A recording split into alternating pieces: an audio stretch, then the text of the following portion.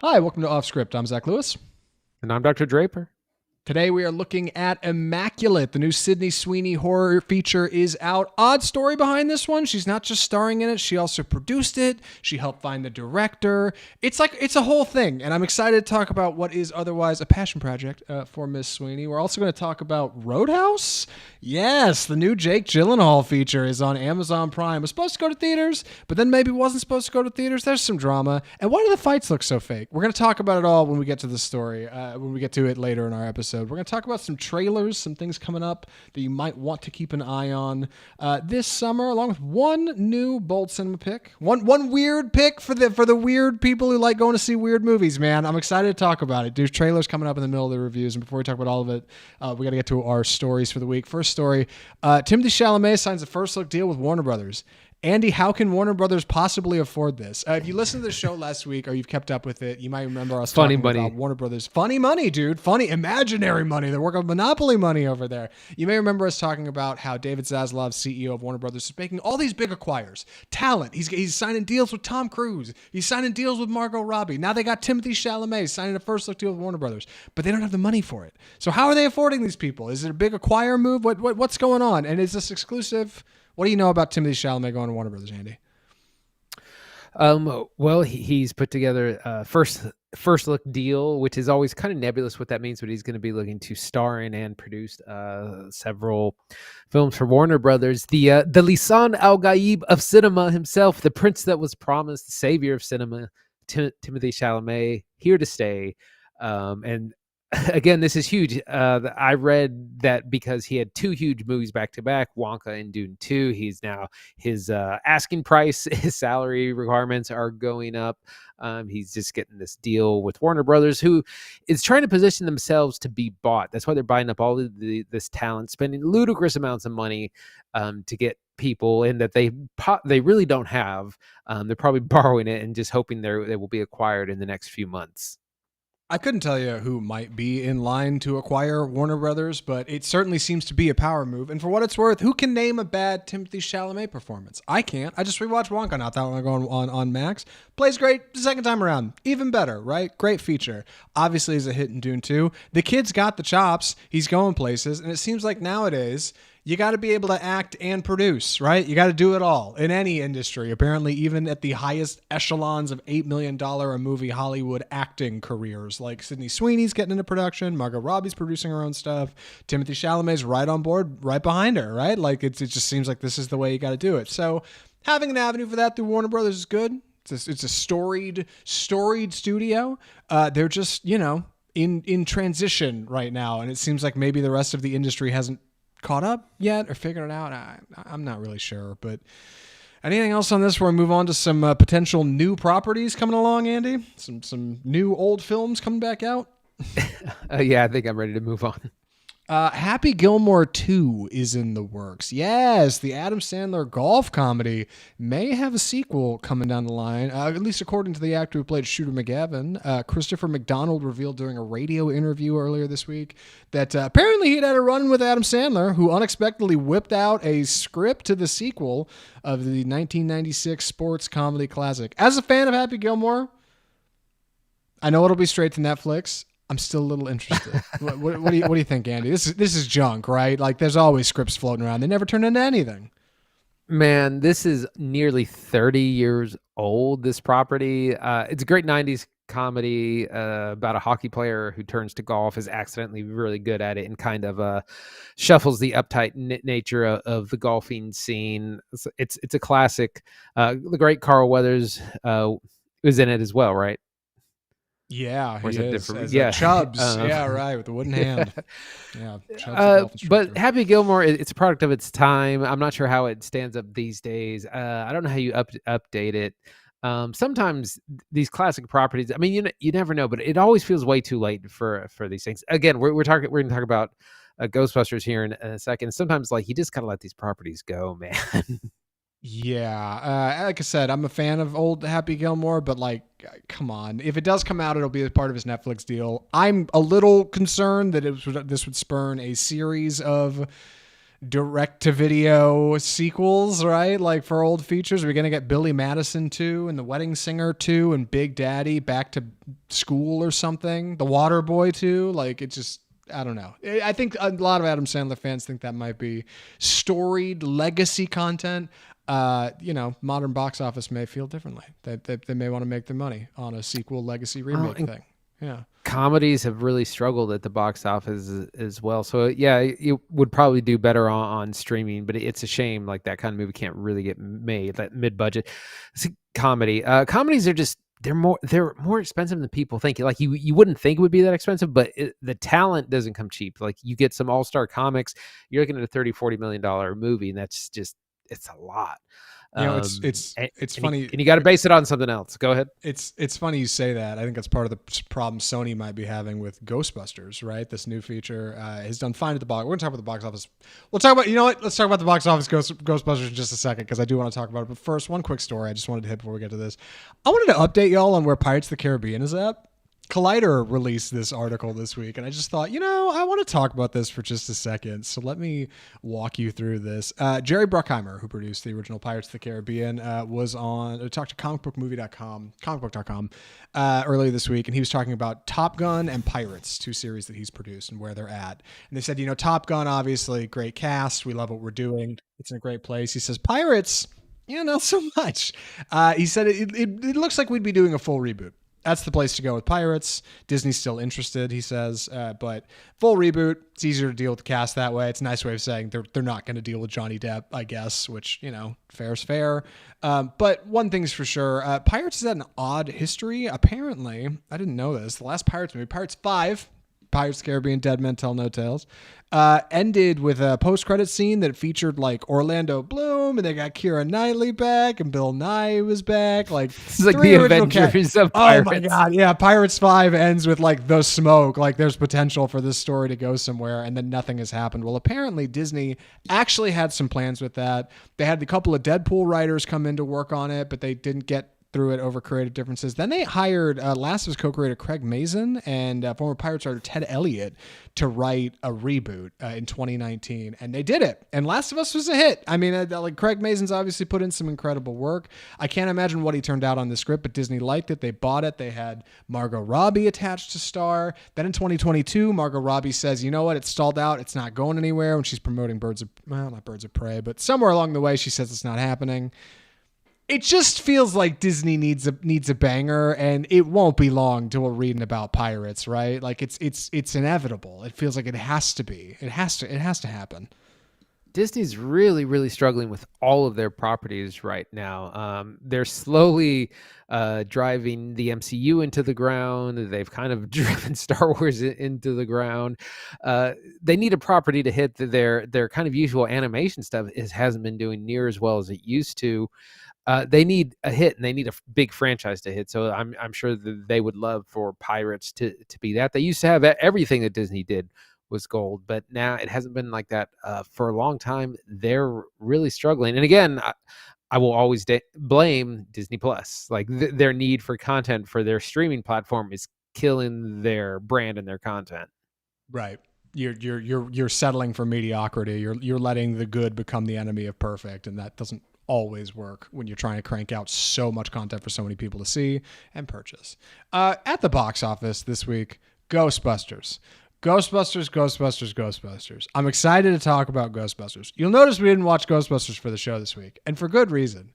I think it's safe to say Andy and I maybe are not as excited about Ghostbusters as many fans would be. That being said, clearly they've spooked up some good numbers, like every Hollywood Reporter article has told us. They made an okay $45 million box office opening. I love that, an okay $45 million opening.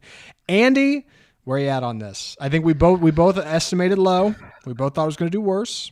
How you feel? Yeah, I was a little surprised because I was like, who is going to see this? It is aimed at families, but it just seems like a kind of washed up property.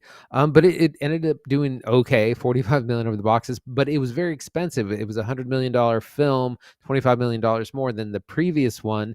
And that movie opened during kind of pandemic times, or just barely out of the pandemic. And so it faced a different kind of uphill battle. Now it's like, well, what's the excuse now? But there's still a little bit of juice in this property. I've said before, sometimes family films will do well just because there's no other options. And right now, the only other family film is Kung Fu Panda 4, which came out a couple of weeks ago. So you've either already seen it or you weren't interested in it to begin with. And so there's just not a lot of options. Ghostbusters can kind of hit that 4-quadrant family area. It'll also do okay overseas, I think. I don't think it'll have any trouble, at least in any countries where they're cool with ghosts being on screen, right? I think there may be a few that aren't cool with that, but otherwise, like, I think it'll do all right. That being said, I don't know if it'll clear its budget. It cost $100 million to shoot, and you usually account about double for marketing, so it need around $200 to make it over the finish line. And $45 million is a great start. Internationally, it might get where it needs to go. But something Hollywood Reporter pointed out here is that the last 3 Ghostbusters movies have all come out to about $45 million opening weekend. Ghostbusters 2016, done by Paul Feig, obviously different cast, different feature, much more expensive film at $150 million. Ghostbusters Afterlife was only $70 mil. All right. So they ended up getting over the hump. They got a sequel cleared. This one was $100.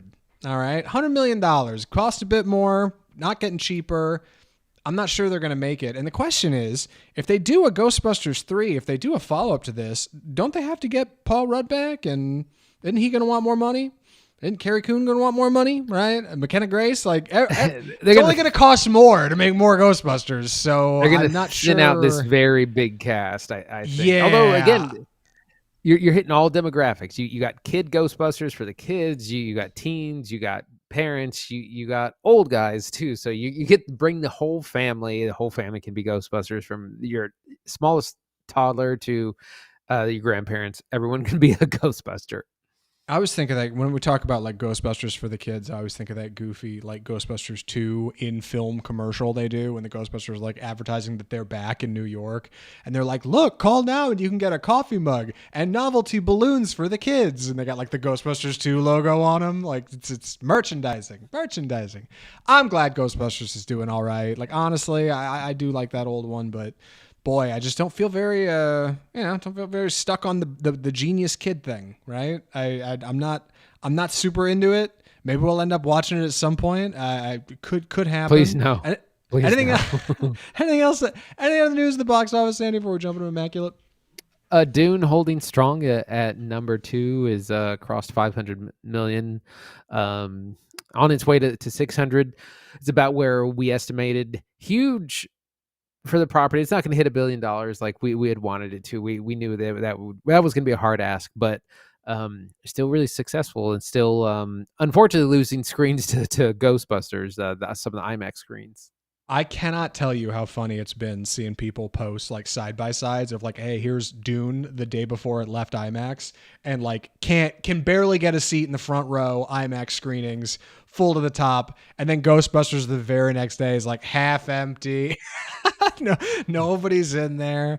Like, God, booking IMAX screens this far out in advance does not give room for art to breathe. It really doesn't. And I know calling Dune 2 big art at that box office, at that budget is a lot, but come on. They had the same damn thing with Madam Web. Like, Madam Web was scooping up IMAX screenings when Tenet was being re-released. What are we doing? Like, one of these is obviously the better show, you know? It's ridiculous. It reminds me of Disney blocking out Quentin Tarantino from the Cinerama so he couldn't run Hateful Eight when Star Wars was running.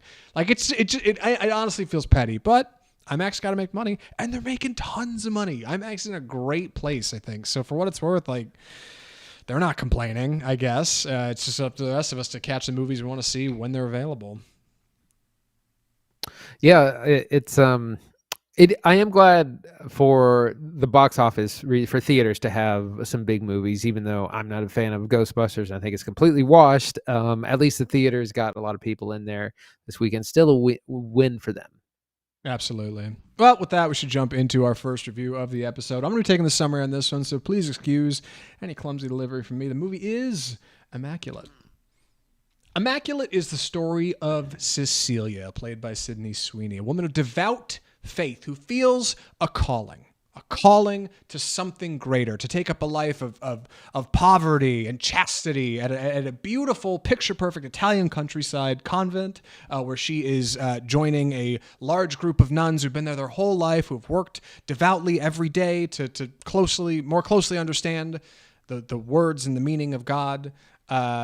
Sydney Sweeney plays Cecilia. She arrives at this convent, and there she discovers that, she feels like she's found a place, that she's where she needs to be. Except something's not right. Something's amiss. She feels funny. And one day she discovers that she's sick upon going to see I guess it's the doctor of the convent. Yes, convent doctor. Yeah. She discovers that she is with child miraculously.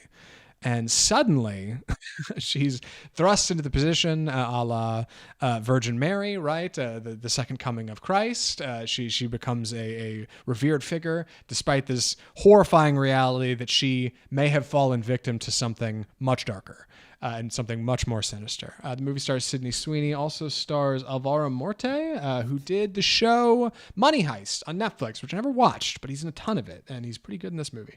And then a good handful of people who I don't know, a lot of really Italian cast. Yes, and it's directed by Michael Mohan, who previously has done some Sydney Sweeney projects. They've worked together. He did Everything Sucks over on Netflix. It's a 10-episode series.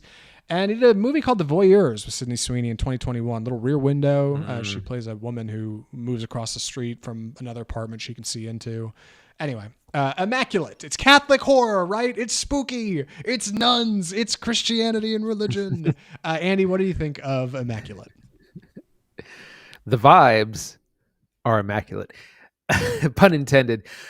So a lot of this movie works, and there's a lot of it that kind of doesn't, but the mood, the atmosphere, the vibes overall really put it over the storyline, over the finish line rather, along with a really great performance from Sydney Sweeney, who really carries the film. She does so good of what I call eyeball acting, where she's like barely on the verge of tears, like eyes filled with water. She cries on command. She also does really good like breath work, like I think Jodie Foster in Silence of the Lambs, where she's real like that, like panting around while you're trying to hide. Yeah. The story's a little bit cliche. It's filled with a lot of kind of horror tropes, but it's definitely conjuring up images from things like Rosemary's Baby, Mother. I was reminded of Suspiria, about like there's something more going on in this place than we think.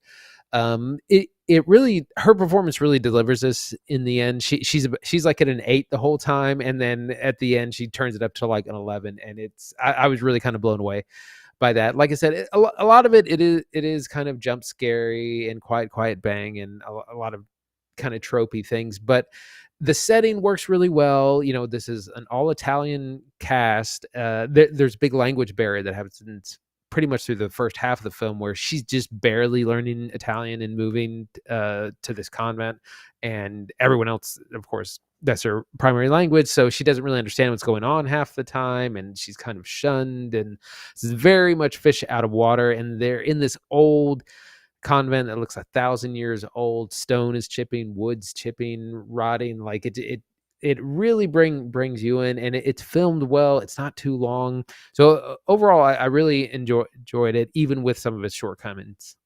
Yeah, I think one of the things that's important to understand about what Immaculate is doing is to understand where it came from. We talked about this in the past when we talked about the trailer, but this film was produced by Sydney Sweeney, right? And she read for this film in 2014. She did an audition for it. Didn't happen. Didn't end up coming together.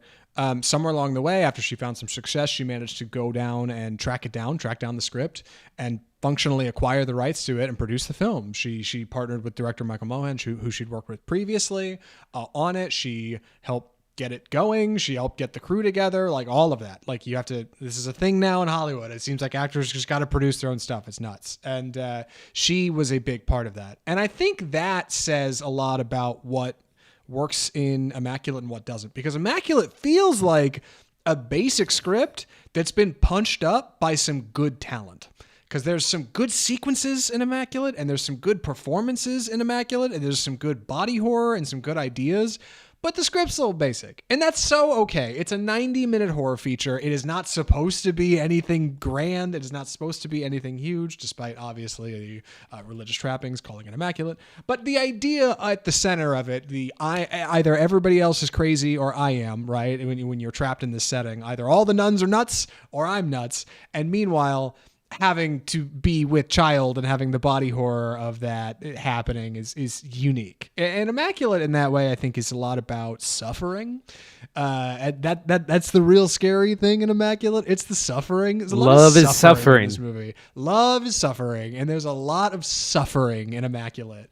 And Sydney Sweeney's great at that. Like Andy said, she's got the one tear thing down. There's a great shot of her in the trailer where she's got just like dressed up like the Virgin Mary, and like the camera does this nice long slow zoom out, like 1 point perspective, like real good looking stuff. There's people getting branded and screaming and crying. The whole film opens with this really, really fantastic sequence of a woman trying to escape. That's tragic, like, and that's good stuff. But it also takes a turn into like gore and body horror that I didn't expect. Yeah, it gets real nasty. The trailer features some blood and guts, so I guess I should have thought that going in. But like, it really, man, it hangs on some stuff. It'll show you Yeah. something horrifying, and the camera will hang on it for like 6 seconds and just let you stare at the gore before it gets back to the film. Like, didn't see it coming. Yeah. Again, the vibes carry us across the finish line. There's a lot of scenes walking around at night by candlelight, and they're in this kind of hospice convent where they're taking care of patients on their deathbed. And so, there's creepy nuns who are like, death is in the air here all the time. Death is a daily occurrence. Get used to it. Like they're really mean to her, which Right. shows up. But so you got these old creepy nuns. They only speak Italian. She can only kind of piece together most of what they say.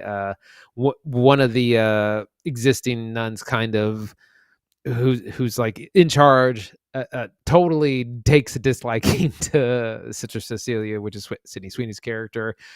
She's gets put on the worst duty. She's got this comically small bed. It's like half of a full-size mattress. Like, it's so funny.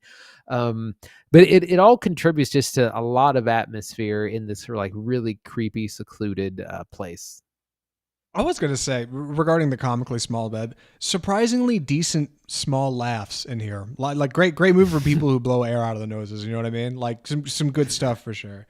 I do like the tone and setting. That's something that's really important in the visuals. The nuns are clad in like all black, right? Like the colors are black and white, baby. Like, and when she first arrives at the convent, she looks like Julie Andrews in The Sound of Music, Maria, right? She's got like the gray skirt, and she's like, oh, everything's good. And she's like clad in the clothes, and the house, like the paint's peeling, and it's like everything's stone and like it's just kind of falling apart, right? Like age has very clearly impacted this place. And she ends up being this character who at the center of that is small, but like determined. I was gonna say not defiant. Like people tell her very early on, you can still get out of here. And she's like, I feel I'm sufficiently prepared for what I'm doing here. Like she genuinely feels a calling by God, which is unique when things take a turn. And this really great reveal sequence when it's kind of discovered that she is with child, and the priests obviously are like, what happened here? How is this possible? Like we need to hear it from you. And she's like, what are you talking about? She doesn't have memories of this, and she starts to see these like really surreal visions of things happening around you. You see a bit in the trailer, like when she's giving confession, the priest starts like inching further and further away from her, like in the frame, and just kind of pushing back out into the darkness, or she starts to have these odd dreams. A lot of that surrealist stuff's a lot of fun. I think it's probably like the best parts of it, because when it comes back down to earth and she's just like working at the convent, you're like, okay, yeah, like daily life, like the dreamy horror stuff. It's good. It's good. Like Andy said, it's vibes, immaculate vibes. Right. And then again, heavily influenced by things like Rosemary's Baby from the 60s. Similar to Suspiria. In Suspiria, Susie Bannion comes from nowhere, USA. She feels called to this dance studio in Germany. We have a similar story here where she's, there's this backstory about how she nearly drowned. She technically died for several minutes and then came back, and she feels called to this convent, this remote convent out in Italy. But while it's kind of full of tropes and a little cliche, there is also kind of this underlying narrative about like a woman with no power eventually kind of getting and gaining agency and taking matters kind of into her own hands, because all these women are kind of subjected to the few men that work at the convent. There's like the head priest who's kind of calling the shots. There is there's like a cardinal or something there. The doctor is also a man. And anytime there's complaints, they just tell her, they're like, no, you're fine, or this is actually what's going. Like, they don't really listen to her a lot. So it's about kind of overcoming these like patriarchal settings. Yeah, and that's a charming spin, I think, on the format, right? Like something like Suspiria, where you're kind of like helpless damsel is descending into the madness and maybe not aware of it at first. Once she kind of becomes aware, there may be people who help her or try to keep her there. The idea that like nearly the entire convent immediately buys into this, and all of them go with it and dress her up like the Virgin Mary, and they stand up when she walks in the room. Like, there is no escaping like devout belief, like the idea that like everyone goes for what's happening. And I think that's really unique. Like, I don't remember the last time I saw a bottle picture like this where your character's trapped, and like it's not just like, oh, maybe something, maybe it's not true. Like, absolute devout belief, right? Like, that's kind of cool. That's an interesting sharpness to it that I think I hadn't expected going in. Yeah. Oh, also, while I'm thinking about it, good soundtrack. Surprisingly good soundtrack. Good score. The composer's name is Tate Bell. Do I have that wrong? I'll look him up real quick. Any other thoughts on this, Andy, for recommendations? I want to make sure I get this guy's name. I think I'm ready. His name is IMDb. I'm not signing in, dude. I'm not doing it. I run a movie podcast. I'm not signing in. Oh my God. Anyway, I'll find it in a moment. Eric Lutz. Eric Lutz. Who is Tate Bell? I was so far off. Eric Lutz did the music. Go check it out on Spotify. Andy, would you recommend Immaculate? I would, for horror fans, new and old. Religious horror is no stranger to the horror realm. The story is a little bit cliche, but the setting, the mood, the atmosphere, and Sydney Sweeney's performance really take it over the top. And it's a quick 90 minutes. It's got some good scares, a lot of body horror, a nice little picture. Definitely recommend for horror fans.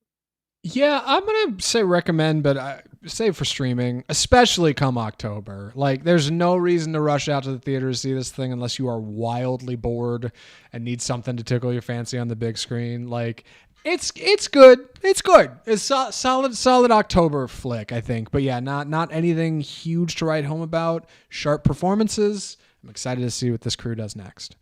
And that's Immaculate. Now, Andy, we got to move on to much bigger topics. Upcoming films, right? New things happening in cinema. What do we call this segment? It's time for the trailer park. So we got a bunch of new trailers in just in the last few days. Some exciting, some less than exciting. We'll talk about it. Our first one is Alien Romulus, which is the latest entry in the Alien franchise, directed by Fede Alvarez, who previously did Don't Breathe and the 2013 Evil Dead remake. Really known for his gore, trying to make things real scary. This is what's being called an interquel, or it's a film between Alien 1 and 2.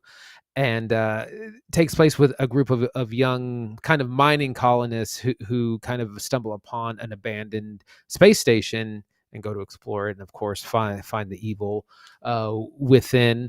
I'm a big fan of the Alien franchise, even with its kind of poor entries. This looks pretty scary. This is starring Kaylee Spaney, whose name is Rain Carradine. What I love about Kaylee Spaney is I can never tell the difference between her real name and then her character name, because they both sound ridiculous.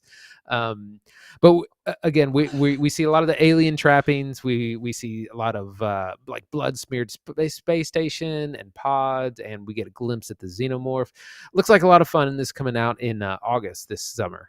Yeah, a classic return to form for the Alien franchise. I think a lot of fans may have been waylaid by the bigger ideas of Prometheus or Ridley Scott's more recent Alien Covenant. Ridley Scott, of course, wrote and directed the original Alien. Well, at least he directed it. Maybe he wrote the screenplay. I don't think he actually wrote the original idea. Anyway, he wrote and directed those movies. Those are Ridley Scott features, but people didn't really get into them, and then they tried to make Alien Covenant more like Alien. It still didn't go. We're not doing any of that now. All right. This is going to be space truckers on a space station with dim lights and weird alien things, and like I think that's I think that's a good time at the movies. I'm looking forward to it. This is actually one of my most anticipated of the year. We talked about most anticipated at the end of 2023. I said Alien Romulus, whatever that's going to be, interested. I liked Evil Dead. Evil Dead was a lot of fun. Fede Alvarez is pretty good. I think it sounds like a safe feature. James Cameron and Ridley Scott both said they approve. Of course they did. They're making money on it. Why wouldn't they? Speaking of old school features, we got to talk about the trailer for Beetlejuice. So, Beetlejuice is, of course, the follow-up to Beetlejuice, the Tim Burton classic, starring Michael Keaton as the titular Beetlejuice. It's a film about a ghost who is hired to help haunt a house. Real simple. At least that's what IMDb says. Of course, we see some returning characters from the original Beetlejuice in this trailer, including Catherine O'Hara, Winona Ryder, newcomer, not McKenna Grace. Jenna Ortega. There's so much young talent these days, Andy. I simply can't keep up. And Michael Keaton back as the Juice. And tragically, this trailer features two jokes that are decent. Number one, Deo, the song from the original film being sung by a young children's choir. And two, Michael Keaton coming out of the ground and saying the juice is loose, which I hate to admit is funny, but it is, and it's okay. But yeah, looks like the old house with the old miniatures and the old town, and Winona Ryder's got her old goofy 80s haircut. It's Beetlejuice, baby. Andy, what do you think? So I haven't seen the original. This is one of these movies. It came out in the late 80s. I would have been too young to see probably. And just never got around to see it. I know it's a classic. I should go back and watch it. I definitely... None of this excites me just because I don't know this property that well. Keaton, I'm sure he's going to be great. Like, I'm sure it's going to be fine. It looks fine. It's got Hollywood polish. It's got a good cast. I'm sure it'll be all right. But it's just a property that I'm not excited about to begin with, and so yeah, it's fine. It's fine. Yeah, I dig that. Moving on. Bad Boys 4 or Bad Boys Ride or Die just came out today. This trailer just dropped. We are rejoined with our classic cops, Will Smith and Martin Lawrence, playing Mike Lowry and Marcus Burnett in their fourth iteration of this, which is really funny because in the third one there was lots of jokes about like how they're so old and they're so old to be doing this, and like that was like 5-10 years ago, and now they're doing it again even older. It definitely has that. It's not by Michael Bay, but it has that. It's got a Michael Bay skin on it. Like there's car chases, there's fist fights, there's gun fu, shootouts, explosions, all those things. Looks like a good time. However, I watched this and I was like, oh wait, Will Smith slapped that guy. So he slapped Chris Rock. I'm not going to support this. I'm sorry. Yeah, right. Will Smith hates art. Now, Bad Boys 4. I mean, I didn't think Bad Boys 3 was going to be a banger, and people once saw it. Like, clearly it's doing fine. I can't imagine. I mean, Will Smith's asking for the brunt of the budget, right? Like, Martin Lawrence is not making a lot of money on this feature, I'm sure. A few million, which is fine. Honestly, God, he looked bad in the other one, too. Like, I'm sure it'll do fine. It does look like a return to kind of the Michael Bay look. We'll see. There's no way there's a Bad Boys 5. I don't believe it. Also, shout out to everybody dunking on them for calling Bad Boys 3 Bad Boys 4 Life. When you were going to make a fourth one, you could have called this one Bad Boys 4 Life. It's true. I agree. It doesn't always work. Anyway, one more film on the trailer park this week. This one I teased at the open of the show, at the beginning. You remember? You were there with us. You were there. You remember? Bold Cinema fans, we got a weird one for you. We got a weird movie for you. I'm excited to talk about it. 3 mainstreams and 1 odd one. This dropped earlier today. This is the trailer for Evil Does Not Exist, which is the trailer. It's from the new film from director Ryusuke Hamaguchi. He directed Drive My Car, which we loved. We watched Drive My Car here on the podcast. Once saw it at the historic Texas Theater. At least I did. I can't speak for Andy. But yeah, Evil Does Not Exist is his new feature. I have trouble identifying what exactly this is about. Big cinematography, big nature, and I'll read it for you here from IMDb. Takumi and his daughter Hannah live in Mizubiki Village, close to Tokyo. One day, the village inhabitants become aware of a plan to build a camping site near Takumi's house, offering city residents a comfortable escape to nature, or as the trailer says it, glamping. It's thoughtful. All right. It's got big cinematography, lots of nature, big lenses, big ideas, and the threat of imposing culture, time passing, right? Like things going away, not being the same as they once were. One of my favorite things about Drive My Car is these incredible landscape shots they got with these big wide lenses out in Japan. And there's plenty of those just in this trailer. Mountains in the background, like big ideas, sunlight, like big natural things in what might otherwise be a bit of a stealth thriller. I don't know. I don't know what to think about it, Andy, but it's bold cinema. I want to throw it on here. What do you think? I was a little apprehensive of initially because Drive My Car it's real long and it's real slow. It is a great movie, but it's tough to get through. So I thought this would Collection, baby. It's a banger. I thought this certified. I thought this would be more of the same, and it's really not. And I was really into this because it's this classic, like, oh, well, we're coming from the big city to give to your small village. Things are going to be great. You're going to have development, and none of them want this. They're like, no, we're fine how we are. Nature is a big theme in this, and we're interested in maintaining the existing balance, and you're coming here to disrupt it. And it gets a little creepy feeling. Reminds me of Lamb, a horror movie from a couple of years ago, which is a similar topic. It's about when man interferes too much with nature, and looks like things get a little spooky in this by the end. I was totally into this trailer by the end of it. It's funny you say that. This also follows the Lamb, like, innocent title. Like, sounds nice and innocent, or evil does not exist. Yeah, okay. And then it's like a stealth thriller and you don't expect it. Like, I dig that. That sounds cool. I don't know. It seems like something different, something odd. Keep an eye out for it if you're a big fan of the odd sort of films. Kind of thing you got to go watch on a Sunday, right? Sunday snobbery. And with that, we should move into our final review of the episode. Andy's taking the summary on this one. Boy, excited to talk about it. Andy, please take it away.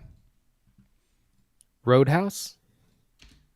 So this is a remake of the 1989 classic, which originally starred Patrick Swayze as a martial arts expert, bouncer / philosopher who Dalton, who in the 1989 version, he's hired to kind of get control of this bar out in Missouri, and he comes in, he whoops ass, he philosophizes, he gets the girl, he punches the bad guys. It's a great 80s classic. Used to come on TV all the time. It's now been remade by director Doug Liman, who did things like The Bourne Identity and Edge of Tomorrow, starring Jake Gyllenhaal as Dalton, and he is an ex-MMA fighter. In similar story, he's been hired by Jessica Williams' character to come take control of her rowdy bar out in the Florida Keys and just get it in order, stop the bad guys, teach people a lesson. It's a very 80s plot line, which in a lot of ways doesn't work in modern day, but it's still charming. Jake Gyllenhaal as Dalton, he gets there. He plays this with a very like, hey guys, we don't have to fight. I'm going to put all you guys in the hospital. We don't really want that. Like it's kind of an action comedy in a lot of ways. He's in incredible shape for the role, super ripped. It's a lot of fun. It's got a lot of problems too, but it's not a bad time. I think it works for streaming pretty well. We'll get into the setting, and of course also stars Daniela Melchior, who we know from Guardians of the Galaxy and Suicide Squad, and also introducing Conor McGregor, the ex-MMA fighter, now turned to the screen, who lights it up more than you'd think. I'm gonna be honest, Roadhouse kind of doesn't work for me. Like it kind of just doesn't. There's ideas here that work. It worked in '89. Yeah, like there's ideas here that work, and like looking at Lyman's like track record, like the films he's directed, like obviously I think there's some smart things happening. I think the reason it doesn't work is it just has this devil may care attitude about it that the original one had. In fact, that was part of the spirit of a lot of those old 80s features. They wore silly on their sleeve. They were practically absurdist. Roadhouse, Ghostbusters, Beetlejuice. Like I realize two of these are sci-fi, but they're ridiculous ideas, So the idea of a bouncer essentially just being an all-around badass who can't lose a fight is ridiculous and silly. And I think the movie tries to lean into that in a way that's smart, but ultimately doesn't work. And additionally, The fights all look bad, dude. The fights all look bad, and I can tell you why the fights look bad, but none of the fights look good, and it's distracting to me. Did you have this experience, Andy? Yeah, some of the fights they're choreographed not very well. Like they look like punches are thrown real slow. I can explain why. There's some weird use of CGI during the fights and some of the other action scenes that look really bad. Amazon did the classic thing that all the streamers do. They shell out a lot of money for the talent and then cut the production budget, and it looks super cheap, DIY kind of movie. Here's why the fights look bad in Roadhouse. I did some research, some digging for you folks at home. Here's why.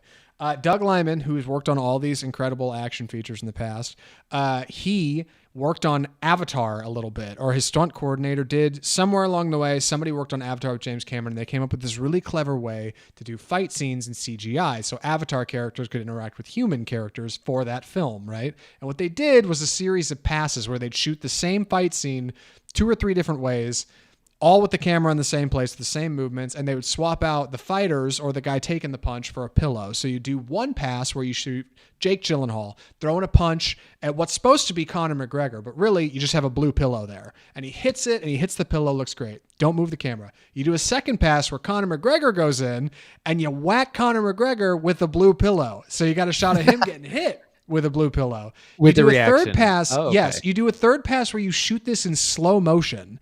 I think with both guys there. So you have both of them do it and you shoot it in slow-mo and you use that to stitch the CGI. And then you shoot a fourth pass of just the background so you have lighting and backing for it. And they did that with every fight in this movie.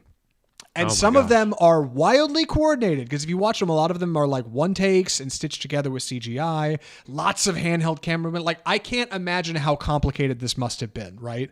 But it doesn't work. The magic doesn't work. Like it looks bad. It looks fake. People say the fights look like they're CGI. And it's a shame because it's a movie about fighting. And I think they were trying to like push the medium forward that way. It just doesn't land in this one. Maybe that can be perfected. Maybe it could be better. But also like it just seems like a really expensive way to film a fist fight. You know what I mean? And like I just don't know if it I don't know. I don't think it really works here. Well, also, again, so in the original, Patrick Swayze is a black belt in karate. So that's the thing. In here, we've updated it to MMA. So I kind of expected to see more MMA style kind of fighting, maybe some stuff on maybe some ground and pound, maybe some more kicks and stuff.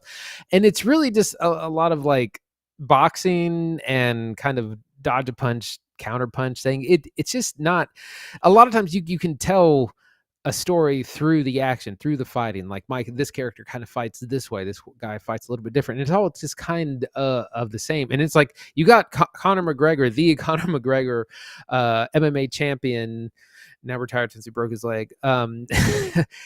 Here, and you don't give him any ways to like show off his skills or to like show all the training that Jake Gyllenhaal did. And yeah, the action just doesn't really work. I also want to talk about the setting. This bar does not look real. It looks like a Chili's or this. It's never full. It looks like the kind of resort bar that's on a beach. And that's again, the setting was so good in the '89 version where you got this dingy dive bar that for some reason isn't important, but it looks like a real rough place. I mean, this looks like a country club bar that, you know, it would be hard to get into if you weren't paying the fees. So I've got answers for that too. So they actually came up with the set for the Roadhouse. It apparently was one of the first things in production that they cooked up, and Lyman had his set designer work it up, and they loved it. And they wanted it to be this hard edge, bad, to me, Michael Bay-esque, almost like Bad Boys 2, like refresh on Roadhouse. So we move it out of Missouri, move it to Florida, right? We move it out of the little shack that the Roadhouse used to be. We put it in this insanely large building. Like it is a joke the first time it shows up. And maybe it's supposed to be a joke that lands. Maybe it's supposed to be funny, but it isn't. It's presented as like, yeah, it's just fine that there's this huge Roadhouse that has this giant skylight feature thing down the middle of it that like looks so goofy. And Jessica Williams from The Daily Show is the owner, and I like Jessica Williams fine, but she's not given any time to grow her character into anything more than just like a woman who owns what's supposed to be a dive bar, and then Jake Gyllenhaal shows up and it's literally like an Applebee's. It's absurd. Yeah, they could have put a sign that said shenanigans on the side of it. And yeah, like even the way they shoot the interiors look goofy. But that set was all put together in the Dominican Republic, and apparently that thing survived like a full-on hurricane in Oh wow. 2022 while they were shooting. Yeah, so it was a whole thing. There's also a few other places kind of around this drifty Florida sun-washed town. There's a bookshop with a couple of odd characters who have no place in the movie and just pad the runtime out. Yeah. I think. I read. I didn't see the original. This is where people on YouTube will go leave a comment like, "Who didn't see the original?" I read that in the original, there's like a hardware store or like a restaurant or something that he's kind of like defending on the side of working at the bar, and I think this takes the place for that. Yeah. But doesn't really have a place in the film. There's like maybe one too many villains. And I do want to say regarding the hard edge approach of having UFC and getting Jake Gyllenhaal looking ripped. Conor McGregor is an interesting choice for the movie, who many would say doesn't work, but inversely, I think he almost does. I kind of like his insane, I dug it. drug-addled performance because his character is just walking around like he's on all of the uppers all of the time. And it kind of works. Yeah, like in this, he's 80 yard. His audio's barely in there. It's really bad. But like when he needs to look ripped and mean, like guy shows up looking ripped and mean. And when he gets thrown off a truck and somehow survived, I look at him, I'm like, yeah, that guy would probably survive that. Like he comes off being like the big bruiser he needs to be. Yes, his performance is weak, but it's like comically weak in a way that carries it over, I think. Well, he brings the swagger, which is kind of what he was known for in the ring as well in real life, and he's that kind of classic '80s antagonist to the hero, like you said, the bruiser who's going to take him on. He comes in, he's wild, he's a loose cannon, no one can control him, even the guys who hire him. He's naked half the time, inexplicably, for a laugh for extended periods. It's true. A lot of Conor McGregor ass. Yeah. Yeah, it doesn't. It's not as funny as they probably think it's going to be, but it works for me. When I first saw the trailer, I was like, he's doing like a character of himself, and it looks dumb. But then when on screen, it worked fine. Like he's just crazy enough. He's someone who I think could be like an action side character in more movies, like kind of Expendable style. Like give him some franchise or some movies to be the lead, shoot guns, beat people up. And he's got a career in Hollywood for sure. Give him some weird mutant power and have him fight the X-Men as like a side mutant in like an X-Men movie. He would totally work. Yeah, like just this big bruiser monster guy. Of course he's bad at acting. Like I don't expect him to be good. Like I'm fine with that. Like I think he ends up okay on it. Like also worth mentioning, Gyllenhaal puts the whole movie on his back. He works really hard at it, and it doesn't really work. He plays this like I've never referenced One Piece on this show, but he really is like this Monkey D. Luffy kind of character, like hapless nice guy who just kind of sails in. He's compared to a Western a lot in the movie. The script is very evident that like, it's like a Western. Get it? Like, yeah, got it. He kind of drifts into town. He's unstoppable. He's a nice guy and he wants to make sure everybody's taken care of before he like brutally beats the hell out of you. I don't want to get mad. Yeah. And drives you to the hospital. And like, he seems to play that pretty good. Like on top of looking great for the film, his shirt is off most of the movie. Like it's a lot of work, man. A lot of work. You went out and filmed for UFC and did stuff like, he clearly is dedicated to it here, and like I think it shows in his performance, even if his character's a little oddball, like it works, I think. Yeah, I think he does a great job. He got ripped in a couple of films ago, Southpaw, I think. So he got his like body into that really top tier physique, also probably on the juice, but he looks great. He looks the part. Also wanted to briefly talk about Daniela Melchior, who plays the nurse, the local love interest, and we have an enemies to lovers story there, very similar to the original film as well. It takes so many beats from that original film. She's fine. She's kind of just like love interest for the film. Doesn't have a whole lot to do outside of that. Like you said, a little bit few too many enemies, weirdly. Yeah, and it's like a 2-hour film, and it's like you could have cut 20 minutes out of this movie and blown somebody out here. Like, yeah, for the first like half of it, it's basically just nameless bikers who just keep showing up. And everybody is mega pissed at the Roadhouse all the time. Like, and the bands that are playing are all trash. They said they had some kind of music coordination with local bands to try to like weave a story through the music, and like none of it works. They all just play bad covers. Everybody is mad at the Roadhouse probably because the music's so bad. I don't know. Like I think in that way it's trying to be like that silly 80s lighthearted thing, but also like it's shot like drama and there's too many characters in it. It ends up being kind of just overstuffed. It's a little too much going on in the Roadhouse, I think. Too much like, dip on your chip. A little bit simpler maybe, yeah. So anyway, that's where I'm about out on Roadhouse. Any other thoughts on this for recommendations, Andy? It's just a little bit too long. It's a full 2 hours. You definitely could cut that down to a hot 90 minutes. Yeah, definitely. Andy, would you recommend Roadhouse? I think it's perfect for streaming. Definitely didn't deserve the theatrical release they were talking about. This would not have done well in theaters, but it's perfect streaming fare. Jake Gyllenhaal's doing his best in a poorly or kind of mediocrely produced movie. Conor McGregor's a lot of fun when he finally shows up. If you're a fan of the original, you'll enjoy it. It's kind of some dumb, mindless action. It's good for a Sunday afternoon while you're doing chores. So perfect for streaming. Yeah, it's fine, I think. Yeah, perfect for streaming. I feel like if I had gone and seen it in theaters, the CGI would have looked worse. I mean that. I know they say it always looks better on the big screen and it's not on like compressed on your phone or whatever, but like it doesn't work. I think the great fight experiment in Roadhouse is a failure, in my opinion. A valiant effort doesn't make it. Still kind of fun regardless. Yeah, you could do worse than watching Roadhouse. It's good. It's fine. If anything, one of my favorite things to compare between this Roadhouse and the old Roadhouse is Patrick Swayze's like hot bod in old Roadhouse versus like the guys who are ripped in this. Because Swayze looks like he would get eaten for breakfast by anybody in this movie. Dudes are so much bigger in 2024 than they were in 1989. Oh my God, it's crazy. Anyway, I think he was taller though. So Swayze was taller though.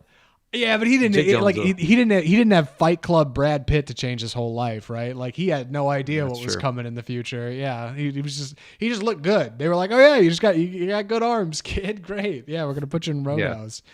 Now it's like Conor McGregor looks insane. Anyway, what are we watching next week, Andy? Next, this week, big release is Godzilla Kong: The New Empire, the fourth or fifth installment in the MonsterVerse franchise, starring Rebecca Hall, Brian Tyree Henry, and more. That's the other kind of Godzilla movie where it's a big kaiju film of just knocking buildings together, just lots of destruction. It's going to be a ton of fun. And we're going to see what else we might be watching. We might get a look at Late Night of the Devil or do something on streaming. We'll see. And we're also looking forward to, on April 5th, Monkey Man, which is Dev Patel's action film, which he both produced, directed, and starred. Excited for Godzilla v. Kong, or Godzilla X Kong, excuse me.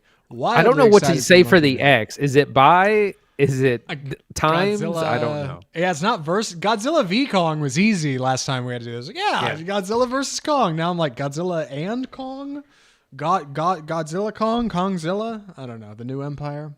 Anyway, excited for that. Very excited for Monkey Man. Hopefully we can see Late Night with the Devil or something like that. I don't know. We'll figure it out. But if you enjoyed the show today, if you like what we're doing here on Off Script, the best thing you can do to support us and keep us talking about movies is just subscribe to the podcast. It costs you nothing. Absolutely free. Those movies are a little pricey, but those podcasts, $0, baby. And I support local podcasters like us, which is important. You can subscribe to the podcast on YouTube, where we got lots of exciting things going on, individual reviews, got a couple shorts every now and again. Just go check out the YouTube page when you can. You can subscribe on audio outlets, iTunes, Google Play, Spotify, iHeartMedia, all the usual ones. We are out there. You can find us on Facebook and Instagram, Twitter, all that usual social media junk. We're just, hanging out over there. You can follow, comment, rate, review, like, subscribe, all the engagement things that they encourage you to do at the end of every one of those things. Those things, every time you listen to the end of a podcast, they tell you to go do those things. But for us, you're on Off Script. It'd mean a lot. I mean, I really mean that. Like, it really means a lot. We appreciate you listening. Thanks for listening. God, episode 250 coming up just around the corner, Andy. We're going to have to plan something big for it. I'm sure we'll come up with something good. We always do. But that's episode 247. From all of us at Off Script, the home. That's right. From all of us at Off Script, the home of Bold Cinema, I'm Zach Lewis. And I'm Dr. Draper. Thanks for watching.